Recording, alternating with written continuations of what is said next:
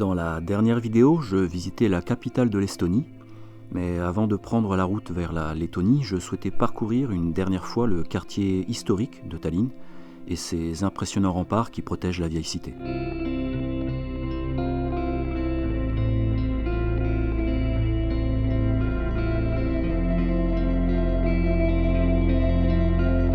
Si vous êtes un peu curieux et que vous vous échappez des rues habituelles, vous découvrirez des petites places discrètes, de minuscules cours semblant cacher bien des secrets et des ruelles sinueuses qui vous donneront l'impression de remonter dans le temps.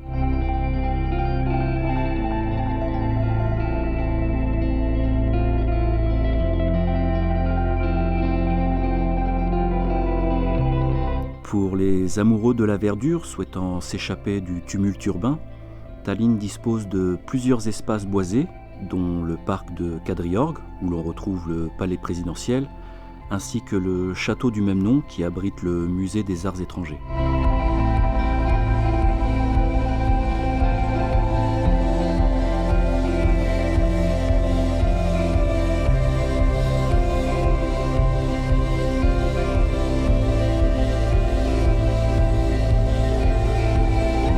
Un peu plus au nord se trouve le mémorial des victimes du communisme et ses deux immenses murs noirs qui se prolongent vers la baie de Tallinn.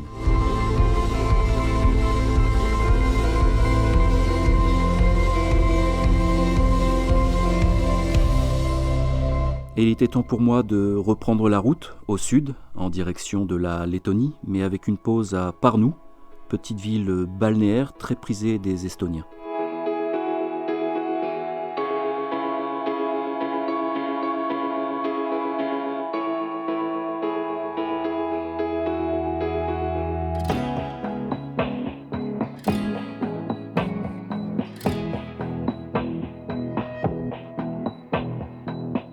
La ville porte le même nom que le fleuve qui la traverse et elle est particulièrement appréciée pour sa longue plage sur la baie.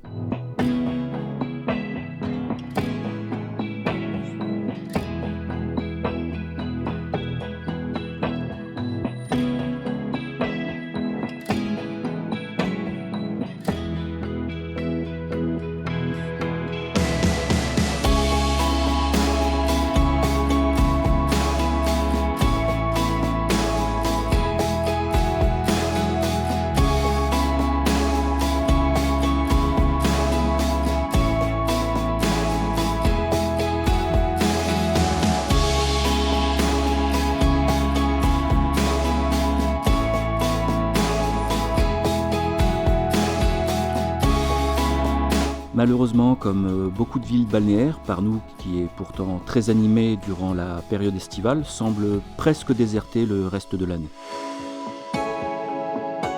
Alors les routes baltes m'appellent à nouveau et me voici en direction de Riga.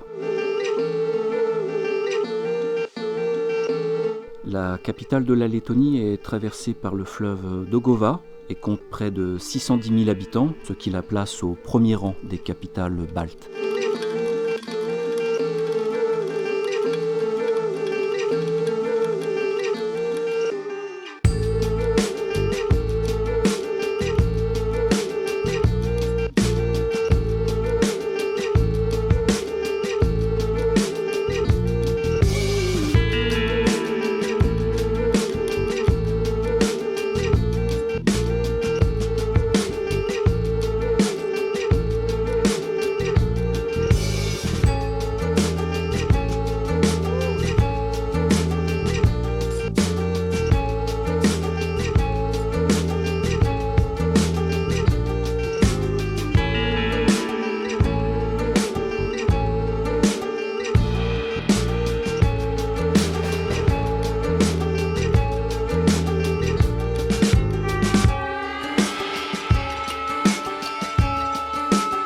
L'un des atouts majeurs de la capitale lettonne est son canal de 3 km qui la traverse du nord au sud et dont les abords sont arborés et agrémentés de petits parcs.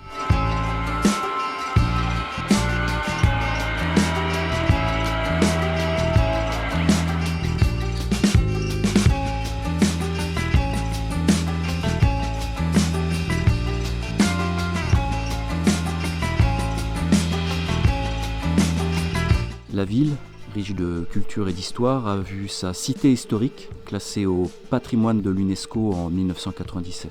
Pourtant, sa population a baissé de près de 300 000 habitants depuis 1990.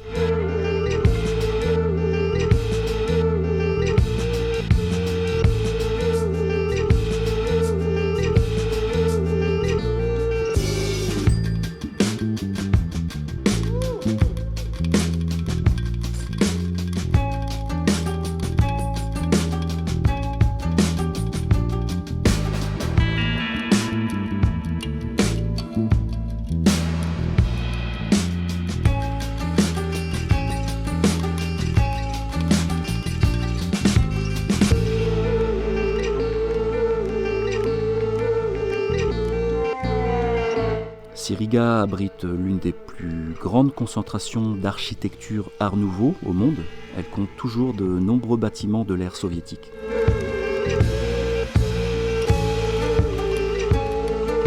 Ma visite de Riga s'achève sur le plus haut édifice de la capitale, situé sur l'île de Zakusala, la tour radio, haute de 368 mètres. Merci d'avoir regardé, je vous retrouve dans une prochaine vidéo.